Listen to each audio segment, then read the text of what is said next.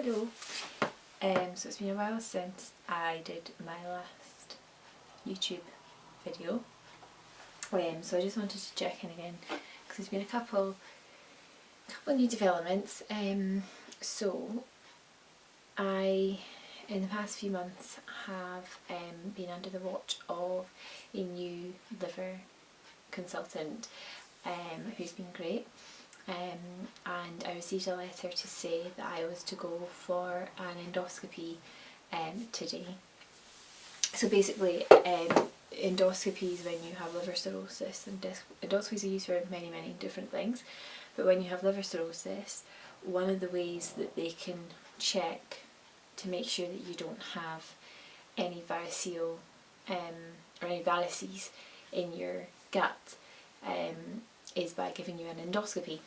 So what happens, the cause of these varices, which are just like swollen veins, the cause of them is when your liver isn't healthy tissue and it can't process the flow of blood from one side of the liver to the other as well, and there's like a build-up of blood in the hepatic vein, and over time this pressure causes the veins to become swollen. And they can spontaneously burst at any point in time, which is actually what happened to me a couple of years ago. I just like vomited blood everywhere, which was horrible. So yeah, we don't want that to happen, and in order to prevent that from happening, I need to get checks done every so often to put a camera down my throat and to have a look at my veins and make sure that any swelling that I do have is reduced and mitigated. So the way I do that, or not me thankfully, I just lie on the bed, so you go in and you get some, you can have the option to have sedation, which I always go for because I think it's great when you are sedated. So you're still awake for the procedure, but you kind of enter this dreamlike state. Now, I've never taken drugs in my life other than prescription drugs. I've never taken any illegal substances, but this is probably the nearest I'm ever going to get to that kind of nice dozy state. And I also took a throat spray which just numbs your throat to allow the camera to go down over your tongue, your thing. So yeah, so that I got that done today. Which I wasn't really looking forward to, because obviously that's not a very nice thing to look forward to. And my voice, by the way, was hoarse this morning before getting it done. I was out last night at my work's Christmas night, so although I wasn't drinking obviously, still somehow feel hungover. So yeah, basically they put the throat down your mouth and they search round, and then they have a look and see if they need to do any banding. Then they take it back up, and then they have to go in again with a banding machine, which is slightly bigger. It's really not a very nice procedure, and that's why I always go for the sedation, because you don't want to have to really be awake for it. It's quite horrible. So after that, I had to get banding done on three bands put on one varice, I think, varix. So that was quite sore, and I think even now I'm still feeling quite drowsy a little bit, because it takes about a day for the sedation to wear off. So you're not allowed to drive, you're not allowed to make any important decisions. So if anyone asked me to marry them today, I probably wouldn't be able to answer that. But that's not likely to happen. And then I've got to go back in 3 months for them to basically to have another look and see if I need to get more banding done, which is a bit disappointing. Like, I was hoping that today I wouldn't have to get any banding done. I last had an endoscope down me in February this year, so 9 months, which isn't really that far away. So in that time I've somehow developed another varice that could have bled. So yeah, it's not the best best news in the world, but obviously it's better that than me having to, you know, having a bleed and then it not being being much more difficult and having more repercussions off the back of that. So that was one thing that I had today. Another thing that has been going on in the past few weeks is that my medication has been changed. So I've gone from being on azathioprine, which I've been on since the Lord left Ireland, no, more accurately 2013, and I have been on that with, I mean, it's been up and down, to be honest. I've generally floated around about 125 milligrams because that's like my body weight, but what happens sometimes is it fluctuates, so whilst it's really good at keeping my liver numbers down, which is good because it's suppressing my immune system, azathioprine is not so good in terms of it sometimes does its job a bit too well and it affects your bone marrow. So your bone marrow is things like your white blood cell count, your neutrophils. So what it does is it suppresses your bone marrow just a bit too much, and that's not good because you become neutropenic and you're at risk of getting really quite high risk of getting infections.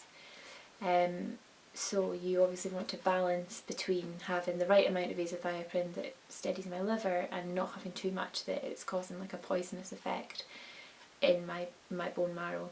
And what you've got to remember, unfortunately, is that azathioprine is like it's a chemotherapy drug, but it's obviously given in a low dose so that it's not a chemotherapy drug in the way I'm taking it kind of thing. It's just suppressing my immune system, which I suppose is what chemotherapy is, but anyway. So basically, you know, you get some of the side effects of azathioprine include things like, you know, sickness, vomiting, nausea, hair loss. So I think that like a lot of my hair loss is maybe related to azathioprine. Just generally all the drugs that I take in combination are probably not a great thing to do for my hair. I'll certainly not be advertising for L'Oreal anytime soon. So anyway, back to the point.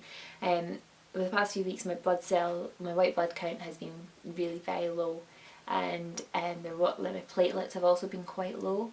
So your platelets are things that help your blood to clot better. So when you have like, I normally have really low platelets anyway because cirrhosis also causes low platelets, because your spleen gets enlarged and that causes low platelets.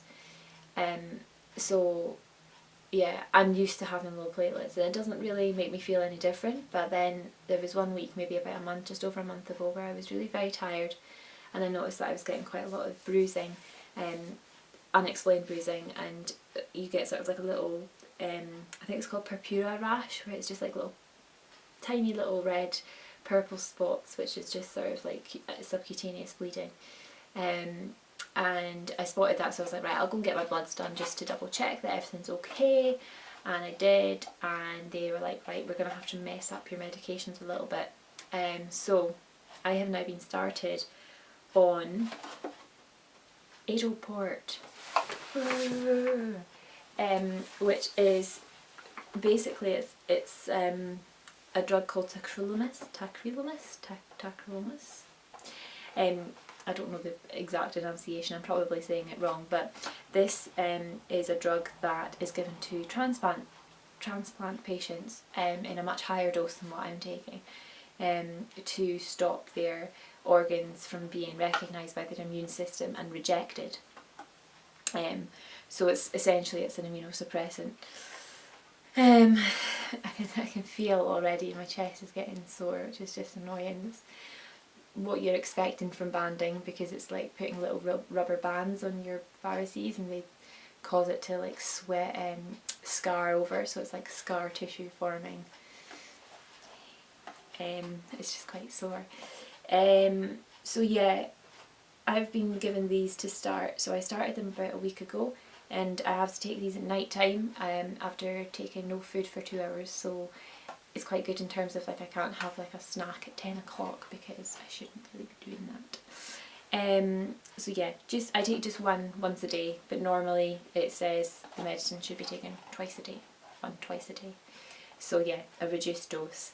And basically the hope is that once I start on this, and if fingers crossed things are not off the Richter scale in terms of like throwing my bloods about, then I can come down on azathioprine a bit more, and hopefully my white blood count won't be as low, and my platelets won't be as low.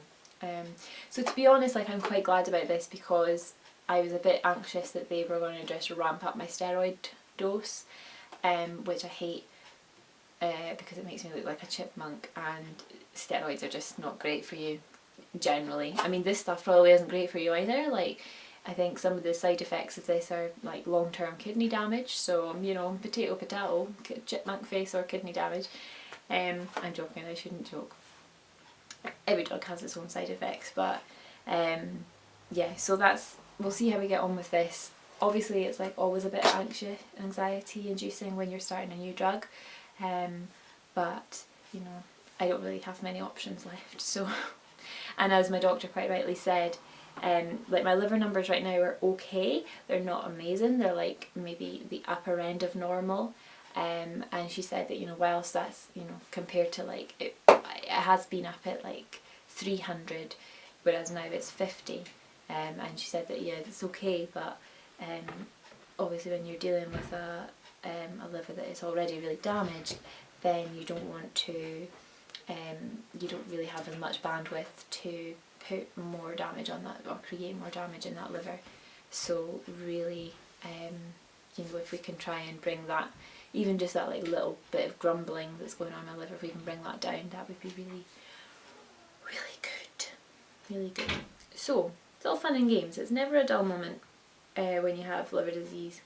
But yeah, in other news, I had my Christmas party yesterday, so I'm a little bit tired from that. Oh, I think I've already said that at the start, so I'm just going off my head. You can tell it's the sedation. I'm half on cloud 9, half on cloud 9.